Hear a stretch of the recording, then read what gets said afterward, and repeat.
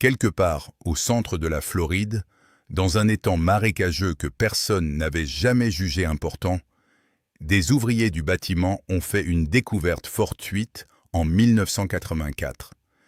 Quelque chose que l'environnement aurait dû détruire depuis des milliers d'années. Pas des fragments, pas de poussière, des restes humains, intacts, conservés avec une précision telle que les spécialistes médico-légaux peinaient à expliquer ce qu'ils voyaient. 168 individus, vieux de 8000 ans, des cerveaux encore présents dans les crânes, enfermés à l'intérieur de ces cerveaux.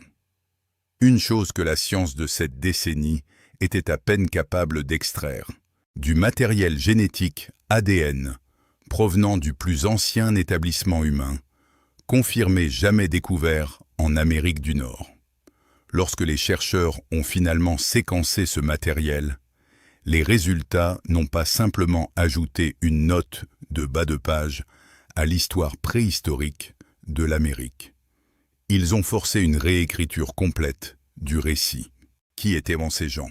Depuis combien de temps ils vivaient là? Et quel type de société ils avaient déjà bâti bien avant que quiconque ne pense qu'une telle complexité fût possible? Voilà ce que le Marais a révélé. Steve Vanderjagt ne cherchait pas l'histoire. Il conduisait une pelleteuse dans un petit étang marécageux sans intérêt particulier du comté de Bayard, en Floride, pour préparer le terrain d'un projet immobilier. Nous étions en 1984. L'étang était noir, peu profond, et à première vue, tout à fait ordinaire. Soudain, son godet ramassa quelque chose. Il arrêta la machine et descendit pour regarder. C'était rond, brun foncé, et il le prit d'abord pour une pierre. Les pierres sont rares dans cette partie de la Floride, ce qui l'avait incité à la ramasser. Il la retourna. Elle le fixait. Un crâne humain. Sa première hypothèse fut la même que celle de n'importe qui. Quelqu'un avait été assassiné et jeté à l'eau. La police fut appelée. Un médecin légiste examina le crâne et remarqua un détail qui compliqua immédiatement la théorie. L'os était entièrement noir, taché par une immersion prolongée dans l'eau. Il ne s'agissait pas d'un décès récent. Ce n'était pas une affaire de police. Le médecin légiste prit la décision qui allait changer complètement le cours des choses. Il fallait un archéologue. Glenn Doran était un jeune professeur adjoint à l'Université d'État de Floride, spécialisé dans les restes squelettiques humains. Il reçut l'appel et se rendit sur place, sans grandes attentes. Ce qu'il découvrit à son arrivée ne laissa rien présager de bon. Un petit étang sombre et peu engageant, entouré d'une végétation floridienne banale. Il en fit néanmoins le tour. En quelques minutes, il aperçut des amas de restes humains érodés par les berges. Puis, il découvrit 4 autres crânes, et l'examen des dents lui révéla immédiatement quelque chose. L'usure était extrême, de celle que l'on observe uniquement lorsque les dents servent d'outil et non simplement à manger. Les hommes modernes ne présentent pas une telle usure. Les hommes préhistoriques, ceux qui utilisaient leurs dents pour saisir, travailler la matière, accomplir les tâches que font aujourd'hui leurs mains et leurs outils, si. Avant même les résultats des analyses, il sut qu'il était face à des vestiges de la préhistoire la plus reculée. La datation au radiocarbone le confirma. Les ossements dataient de 7 à 8 000 ans, 5 000 ans avant Jésus-Christ, 3 000 ans avant la première pyramide égyptienne, 2 000 ans avant Stonehenge. L'équipe décrivit ces découvertes comme une véritable illumination. Ils s'attendaient à trouver des vestiges anciens. Ils ne s'attendaient pas à cela. Le problème était immédiat et colossal. Les restes étaient immergés. La tourbière contenait des millions de litres d'eau et tout ce qui serait excavé sans contrôle strict serait perdu en quelques heures au contact de l'air libre. il fallut 2 ans pour trouver une solution.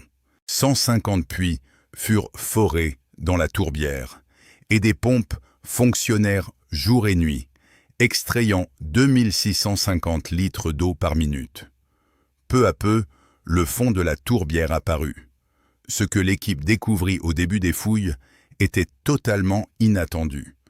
La poignée de crânes trouvée par hasard n'était pas des anomalies. Il n'était que la partie émergée de l'iceberg. Des corps, les uns après les autres, émergèrent de la tourbière. Hommes, femmes, enfants. La plupart étaient en position fétale, exactement comme les avaient placés ceux qui les avaient enterrés. Cette disposition était délibérée et systématique sur tout le fond de la tourbière. Au final, 168 individus furent exhumés. Des analyses de datation du site funéraire révélèrent qu'il était utilisé sans interruption depuis 1300 ans. Il ne s'agissait pas d'un événement isolé, ni d'une catastrophe, ni d'une hécatombe. C'était un cimetière, une communauté préhistorique y avait déposé ses morts, génération après génération, depuis une époque qui dépasse la durée de toute l'histoire européenne écrite. Qui était Mantil? La première question que se pose tout scientifique face à des restes aussi anciens est simple. Pourquoi sont-ils encore là? L'os est une matière organique. Avec le temps, l'humidité, les bactéries et l'acidité du sol, il se dissout complètement. Dans la plupart des environnements, un squelette vieux de 8000 ans ne laisse aucune trace. La chaleur de Floride aurait dû à elle seule accélérer ce processus au-delà de tout espoir raisonnable de récupération. Pourtant, les restes de Windover, selon l'évaluation des médecins légistes qui les ont examinés, ressemblaient à ceux de personnes décédées récemment. L'explication, lorsqu'elle est apparue, était aussi élégante que fortuite. L'étang était une tourbière à argile. Ce type de tourbière est constitué de végétation décomposée, compactée pendant des siècles, en un milieu dense et pauvre en oxygène, créant des conditions hostiles aux champignons et aux bactéries responsables de la décomposition biologique. Les corps avaient été immergés rapidement après leur mort, piégés dans un environnement anaérobie avant même que la décomposition ne puisse commencer. Ce seul facteur aurait considérablement ralenti le processus. Mais Windover possédait un second atout qui la rendait exceptionnelle, même parmi les sites de tourbière. La composition chimique de la tourbe était non acide.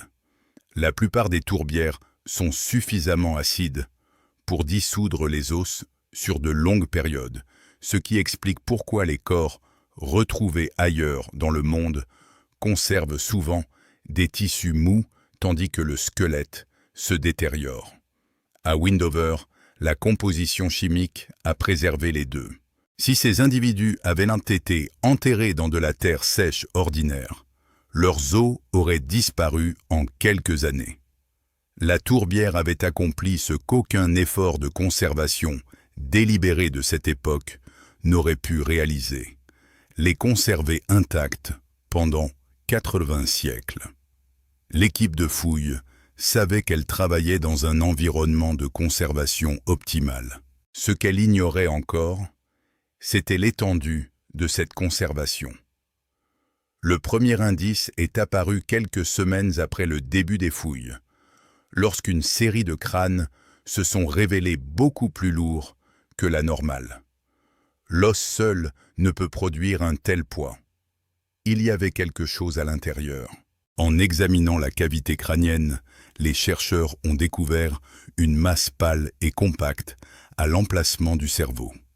L'hypothèse de travail était une intrusion de tourbe. Des matières organiques provenant des sédiments environnants se sont infiltrées au fil des millénaires et se sont solidifiées à l'intérieur du crâne. C'était l'explication plausible. Elle était erronée. Un crâne appartenant à une femme âgé d'environ 45 ans au moment de son décès, a été transporté à l'Université de Floride pour y être examiné par imagerie. Une IRM a levé toute ambiguïté. La masse à l'intérieur de la cavité crânienne n'était pas pâteuse. Elle possédait une structure biologique bien définie. Lorsque les chercheurs l'ont délicatement extraite, le laboratoire est resté silencieux. Ils observaient un cerveau humain, réduit à environ un quart de sa taille normale, par la dessiccation et la pression exercée pendant des millénaires dans des sédiments gorgés d'eau. Mais les circonvolutions étaient indéniablement présentes. La forme générale était intacte. Un cerveau humain, vieux de 8000 ans, retrouvé dans un état permettant d'examiner son architecture cellulaire au microscope. 91. Des cerveaux préhistoriques ont finalement été retrouvés sur le site de Windover. 91. Ce nombre mérite qu'on s'y attarde. Il ne s'agissait pas de traces, d'empreintes ou de résidus chimiques. Il s'agissait des organes mêmes au sein desquels des pensées vieilles de 8000 ans s'étaient formées.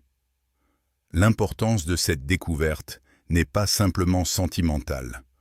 L'Homo sapiens n'a pas subi de modifications neurologiques depuis 150 000 ans.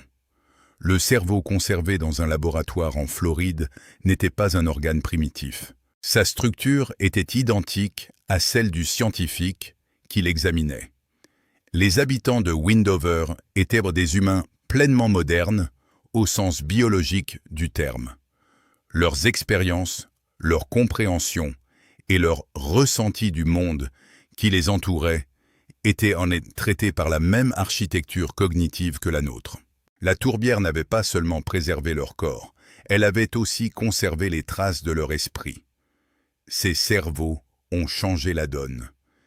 Il ne s'agissait plus seulement de savoir ce qui avait survécu, mais aussi ce qui pouvait encore être déchiffré à l'intérieur de ces vestiges. Pour le généticien Bill Houseworth, la structure cellulaire visible au microscope signifiait une chose. Si l'architecture des cellules s'était maintenue pendant 8000 ans d'enfouissement sous l'eau, il existait une possibilité, certes infime et sans précédent, que les cellules contiennent encore des informations. L'ADN est contenu dans les cellules, endommagé, fragmenté, chimiquement dégradé, il est presque certainement, mais potentiellement, présent et extractible après une telle durée. La tentative qui suivit était, à ce moment de l'histoire de la science, l'équivalent de tâtonner dans le noir en espérant y trouver quelque chose qui n'aurait jamais dû s'y trouver. Le processus d'extraction consistait à mélanger des échantillons de tissu cérébral ancien avec des enzymes conçues pour décomposer la matière cellulaire et libérer tout contenu génétique encore emprisonné. Les échantillons étaient ensuite soumis à des cycles de refroidissement et d'agitation pour isoler ce qui restait. 7000 ans dans un environnement saturé d'eau auraient dû l'avoir complètement détruit.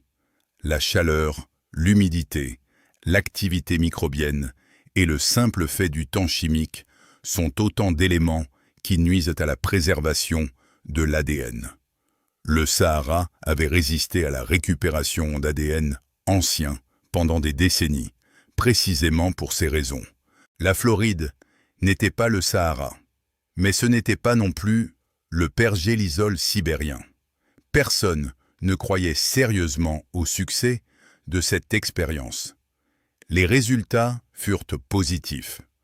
De l'ADN humain, et non une contamination par la végétation environnante, ni par des matières environnementales transportées par le pit. Des séquences génétiques humaines, extraites de tissu cérébral qui avaient reposé au fond d'une tourbière floridienne pendant 3000 ans avant la construction des pyramides égyptiennes. Houseworth s'intéressa immédiatement au problème de la contamination, car c'est là que tout le résultat pouvait s'effondrer. La récupération d'ADN ancien est vulnérable à un mode de défaillance spécifique et persistant. L'ADN humain moderne, provenant des chercheurs manipulant les échantillons, peut s'infiltrer dans les échantillons et produire des faux positifs.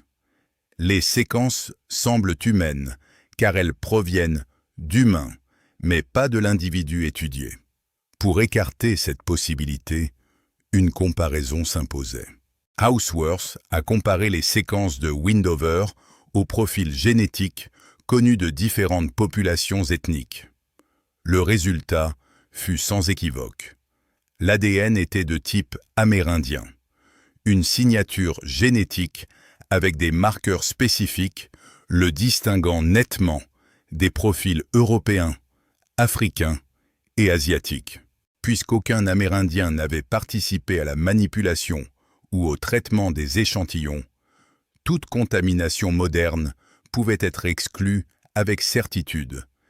Il avait récupéré de l'ADN authentique de l'âge de pierre, provenant du plus ancien matériel génétique humain, confirmé extrait sur Terre à cette époque. Les séquences contenaient des informations allant au-delà de la simple confirmation d'identité. Elles révélaient aux chercheurs l'apparence physique de ces personnes. Cheveux foncés, yeux foncés, peau foncée, un profil physique correspondant aux populations amérindiennes modernes. Il ne s'agissait pas d'une mystérieuse race disparue sans lien avec les peuples qui lui ont succédé. Le peuple de Wendover était bien nos ancêtres. La signature génétique présente dans ces cerveaux vieux de 8000 ans est la même que celle qui se retrouve aujourd'hui chez les populations autochtones des Amériques. Ils n'étaient pas au début d'une histoire qui prendrait une autre tournure. Ils étaient les fondateurs d'une lignée ininterrompue. Une femme, décédée à environ 70 ans, a été sélectionnée pour une reconstruction faciale. L'une des personnes les plus âgées découvertes sur le site. Son crâne a été scanné et converti en un modèle tridimensionnel. Les données sur l'épaisseur des tissus et le profil ADN ont permis de modéliser les traits du visage. Glenn Doran, qui avait passé 20 ans à étudier ces restes sans jamais voir son visage, a vu la reconstruction apparaître sur un écran. Peau foncée, yeux foncés, la structure osseuse classique d'une aînée amérindienne. 8000 ans, condensés en une seule image. Elle contemplait un monde qui avait oublié son existence. Ces ossements ne décrivaient pas un peuple au bord de la survie. C'est pourtant l'idée reçue qui accompagne automatiquement l'expression « chasseur-cueilleur de l'âge de pierre ». Une existence marginale, des corps usés par la pénurie, des vies rythmées par l'effort nécessaire pour simplement survivre. Les restes humains de Wendover révélaient une toute autre réalité. Certains de ces hommes mesuraient près de 1,80 m. La densité osseuse de l'ensemble de la population témoignait d'une excellente santé physique. Il ne s'agissait pas de personnes menant une existence misérable dans un environnement hostile. Cette région de Floride, il y a 8000 ans, était extraordinairement riche en ressources, rivières abondantes, gibier en abondance et littoral assurant un approvisionnement en protéines tout au long de l'année. La terre les nourrissait abondamment et les eaux s'en témoignent. Une technique appelée analyse radio-isotopique a permis d'approfondir ces connaissances. Noreen Kuros, de la Smithsonian Institution, a mesuré les isotopes stables de l'hydrogène conservés dans les os. Une véritable empreinte chimique qui reflète l'eau consommée par une personne au cours de sa vie. La composition chimique de l'eau varie selon les régions. À force de boire à la même source pendant une période prolongée, cette signature s'imprime définitivement dans le squelette. L'équipe de Wendover avait également mis au jour des ossements d'animaux locaux morts dans la tourbière à la même époque. La comparaison des isotopes de l'hydrogène des humains avec ceux des animaux n'a révélé aucune correspondance. Les animaux reflétèrent la source d'eau locale, contrairement aux humains. Ces gens ne vivaient pas près de la tourbière. Ils parcouraient la péninsule de Floride, se déplaçant au gré des saisons et s'abreuvant à différentes sources d'eau sur un vaste territoire. Windover n'était pas leur foyer, mais leur cimetière, et ils y retournaient délibérément, parfois sur de longues distances, pour enterrer leurs morts à cet endroit précis et nulle part ailleurs. Le mobilier funéraire confirmait l'importance de ce voyage. Bijoux, ornements, armes soigneusement disposées près des corps, non pas éparpillées, non pas par hasard, mais intentionnellement. L'interprétation est simple. Ces gens avaient une conception de l'au-delà. Ils préparaient leurs défunts à cette épreuve. L'étang lui-même revêtait peut-être une signification particulière, une frontière entre le monde des vivants et ce qu'ils concevaient comme se trouvant au-delà. Un passage qui conférait à ce point d'eau une importance telle qu'il justifiait de traverser un tel paysage pour l'atteindre. Puis vinrent les textiles. Des squelettes furent découverts enveloppés dans des tissus. Cette découverte interrompit les fouilles. On pensait généralement que la production de textiles à une époque aussi reculée était impossible. Les hommes de l'âge de pierre portaient des peaux d'animaux. Le tissage est une invention plus tardive, fruit de sociétés agricoles sédentaires et non de chasseurs-cueilleurs nomades parcourant une péninsule subtropicale. Le plus grand spécialiste américain des textiles anciens a examiné le matériau de visu. Il s'agissait d'un textile à tissage tressé, le plus ancien jamais découvert sur le continent américain. Les traces d'usure sur le tissu ajoutèrent une dimension supplémentaire. Les sépultures d'adultes contenaient des vêtements portés avant le décès, des vêtements utilisés de leur vivant et emportés dans la tombe. Les sépultures d'enfants, quant à elles, contenaient des tissus presque entièrement dépourvus de toute trace de confection spécifique pour la cérémonie funéraire. Cette distinction était délibérée. Quelqu'un avait tissé un tissu neuf pour la mort d'un enfant. Il ne s'agit pas d'un comportement primitif, mais d'une expression du deuil à travers un artisanat de grande qualité.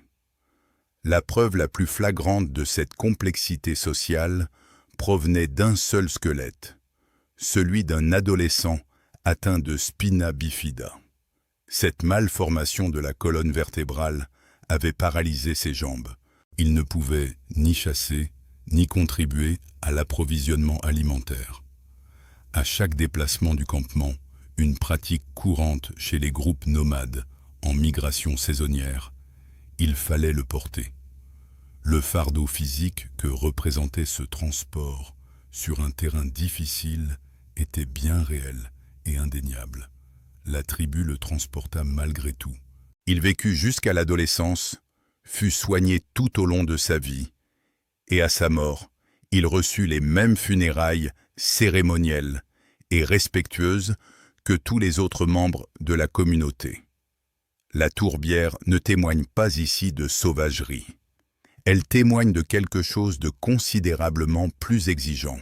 L'ADN révéla une autre vérité qui bouleversa tout ce qui avait été découvert auparavant. Houseworth n'avait pas simplement analysé un seul individu ou quelques spécimens. Il avait travaillé systématiquement sur le matériel génétique extrait de cerveaux couvrant l'ensemble des 1300 ans d'existence du site funéraire. Ce qu'il constata en comparant les séquences ne correspondait pas à la diversité génétique attendue d'une communauté ouverte, regroupant des membres de toute une région. Les séquences étaient presque identiques. Génération après génération, siècle après siècle, les mêmes signatures génétiques apparaissaient au même endroit. Il ne s'agissait pas d'étrangers partageant par hasard une même nécropole. Ils formaient une famille, un clan, étendu et unis, ramenant leurs morts à la même eau depuis plus d'un millénaire, perpétuant une tradition si profondément ancrée dans leur identité qu'elle a perduré plus longtemps que la plupart des civilisations. La tribu ne s'était jamais mélangée à des populations extérieures. Les archives génétiques ne révélaient aucune influence extérieure sur la population durant toute cette période. À une époque où les contacts humains entre groupes étaient extrêmement rares, le peuple de Windover était resté une dynastie fermée. La tourbière n'était pas un simple cimetière. C'était le centre physique d'une lignée. Le lieu où le lien entre les vivants et les morts était maintenu, renouvelé à chaque inhumation, préservé intact à travers les générations qui n'ont jamais rompu la tradition. Une telle continuité ne se produit pas par hasard. Elle est choisie délibérément, à maintes reprises, par des personnes qui comprenaient parfaitement ce qu'elle préservait. Puis la tombe 102, celle d'un homme, entre la fin de la vingtaine et le début de la trentaine, en pleine force de l'âge. À côté de sa dépouille, une pointe de lance taillée dans un bois de serre. On a d'abord supposé qu'il s'agissait d'une offrande funéraire, une arme déposée auprès d'un chasseur pour l'utiliser dans la suite des événements. Puis les fouilles ont repris. La pointe n'était pas à côté du corps. Elle était à l'intérieur, profondément enfoncée dans le bassin, la pointe bloquée dans l'os par une force qui l'y avait maintenue pendant 8000 ans. Le médecin légiste Mike Warren a appliqué la même méthode d'analyse que celle utilisée sur les scènes de crimes modernes. La trajectoire de la blessure, oblique vers le haut, excluait d'emblée un jet de lance à longue distance. Une lance lancée à distance suit une trajectoire arquée et pénètre dans le corps obliquement vers le bas. Cette blessure était de direction opposée. L'homme était déjà au sol lorsque l'arme l'a transpercé. La blessure ne présentait aucun signe de cicatrisation. Elle s'est produite au moment du décès, ou peu après. Mais ce n'était pas la blessure mortelle. Aucune structure vitale n'a été touchée. Quelque chose d'autre l'avait tué auparavant. Très probablement, un coup de lance entre les côtes qui a traversé les tissus mous et n'a laissé aucune trace sur le squelette. Il est tombé sous le premier coup. Le second a été porté après. Puis est apparu le détail qui change complètement la nature des faits. Son crâne avait disparu, non déplacé, non emporté par les sédiments. Tous les squelettes alentour, dans la tourbière, étaient intacts. Le sien, non. Les 3 premières vertèbres cervicales manquaient également. Ces os qui relient directement le crâne à la colonne vertébrale. Warren avait déjà observé ce schéma précis dans des cas modernes. Il avait été décapité. La méthode, d'après les fractures des vertèbres restantes, était brutale. Elle impliquait un outil de pierre tranchant, des incisions répétées, puis une force appliquée pour séparer complètement la tête. Un chasseur expérimenté avait appliqué ses talents de boucher à un être humain. La conclusion de Warren était sans équivoque. Il ne s'agissait pas d'une guerre. La Floride, à cette époque, était peu peuplée. La violence était personnelle. Une rancune, un conflit territorial, un acte de colère meurtrière poussé à son paroxysme. La tête avait été emportée, un trophée, un symbole.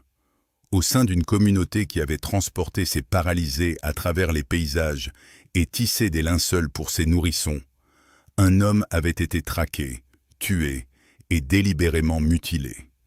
Les deux étaient vrais simultanément. Ils le sont toujours. Revenons à ce que le BOJ a réellement révélé.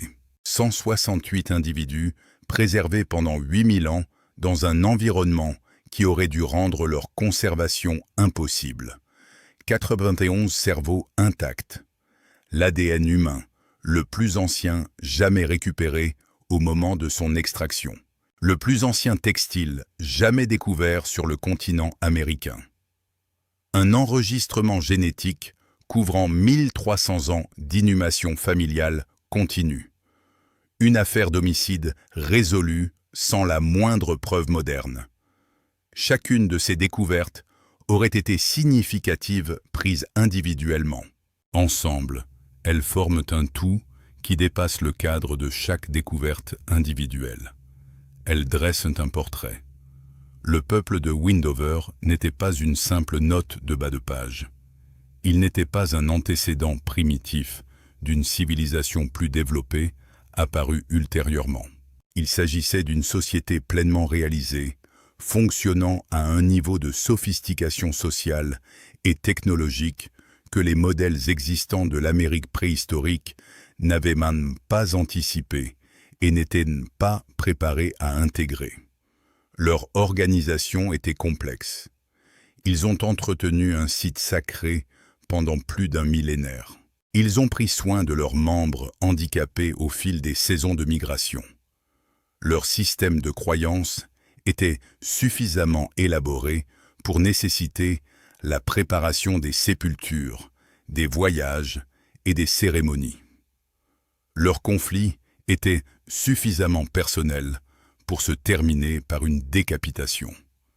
Tous ces faits convergent vers la même conclusion.